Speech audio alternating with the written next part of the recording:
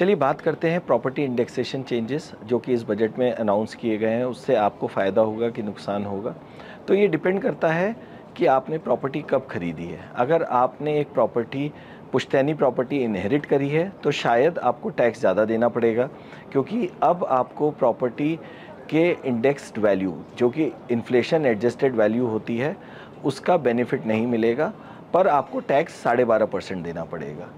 But इसका एक और फ़ायदा ये है कि अब प्रॉपर्टी रियल एस्टेट जो है वो बाकी सब एसेट क्लास के बराबर आ गया है। बराबर आने का मतलब ये है कि आप जब पहले म्यूचुअल फंड खरीदते थे या स्टॉक खरीदते थे तो आप उसको 2 साल होल्ड करके जब बेचते थे तो आपको मुनाफे पे सिर्फ 12.5% टैक्स देना पड़ता था। वही लॉजिक अब रियल एस्टेट में भी लगेगा। इसका मतलब ये है कि अगर आप किसी प्रॉपर्टी में अभी इन्वेस्ट करते हैं जो बन रही है और वो जब प्रॉपर्टी बन जाती है 2 साल में और आप उसे बेचते हैं तो आपको मुनाफे के ऊपर सिर्फ 12.5% टैक्स देना पड़ेगा बनिस्बत 20% के जो पहले देना पड़ता था। तो इससे real estate is equal to any other asset class now.